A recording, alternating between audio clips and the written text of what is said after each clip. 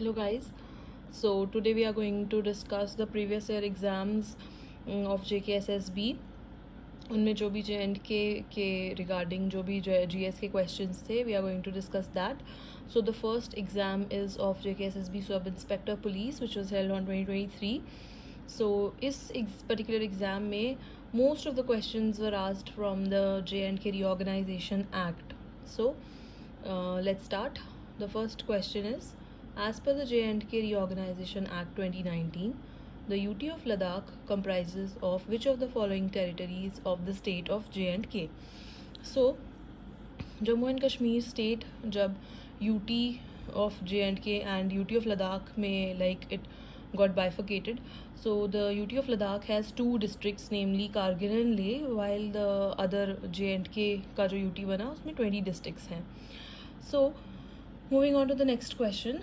The J&K Reorganization Act 2019 received assent from the President on. So ये इसको assent मिली है 9 August को 2019. So some more facts are कि राज्यसभा में ये जो बिल था ये 5th August को पास हो गया था on 2019 and लोकसभा में the next day, that is 6th August, and then J&K जो state थी वो UT में it got converted into on 31 October 2019 को ये UT में convert हो गई. So the next question is, what is the Karakoram range? Where is the Karakoram range located? So Karakoram range जो है वो northern parts of the J&K में है.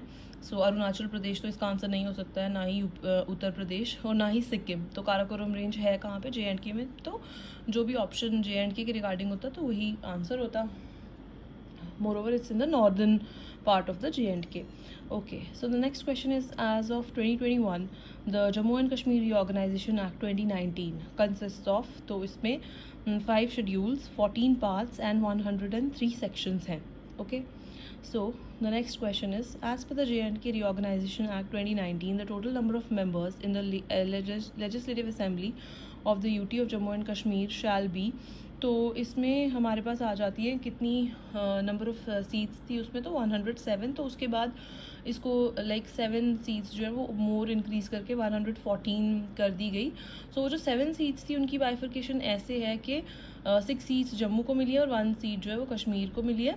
और इन 114 टोटल सीट्स में 24 जो है वो POK की हैं, पाकिस्तान ऑक्यूपाइड कश्मीर की सीट्स है, और टोटलिटी में 90 सीट्स हैं. तो जिनकी बाइफर्केशन ऐसे है कि पहले जम्मू की 37 सीट्स थी, अब उसमें 6 सीट्स ऐड होके वो 43 बन गई, और कश्मीर की 46 सीट्स में 1 सीट ऐड हो गए, वहाँ पे 47 सीट्स बन गई हैं. Okay, so the next question is Baralachla Pass is a high mountain pass in the Western Ghats of the mountain Western Ghats mountain range. तो ये तो wrong है, Western Ghats में तो नहीं है, it's in Zanskar region. Okay, so the second part is ये Baralachla Pass connects Lahaul district in Himachal Pradesh to Leh district in Ladakh. तो ये true है. Although इसका आंसर इन्होंने यहाँ पे लिखा है both statements 1 and 2 are false, but the second statement is right. So तो इसमें इसका आंसर B होगा. Okay, so coming on to the next question, as per the J&K Reorganization Act 2019, how many women representatives can be nominated by the Legislative Assembly? तो 2 women जो हैं वो nominate हो सकती हैं. Okay, so the next question is, a list of central laws made applicable to the UT of Jammu and Kashmir is provided under which schedule? तो that's in the 5th schedule. Okay, आप लोग comment section में ज़रूर answer कीजिएगा कि कितने जो है सेंट्रल लॉज वो अब एप्लीकेबल हो रहे और कितने जो थे वो रिपील हो गए, स्टेट के लॉज जो थे. Okay, so the next question is, as per the J&K Reorganization Act, administrator जो होगा, जो अपॉइंट किया जाएगा under the article 239 of the constitution, तो वो कौन होगा? तो उसका होगा LG will be the administrator. Okay, so the next question, तो J&K में से जो UT ऑफ एक J&K बनी और ये UT ऑफ लद्दाख बनी, तो ये क्वेश्चन है कि कौन सी UT जो है वो विदाउट लेजिस्लेचर बनी? तो वो बनी Ladakh. Okay, so the next question is, as per the provisions of J&K Reorganization Act, which article of Indian Constitution is applicable to the territory of Jammu and Kashmir? तो that is article 239A.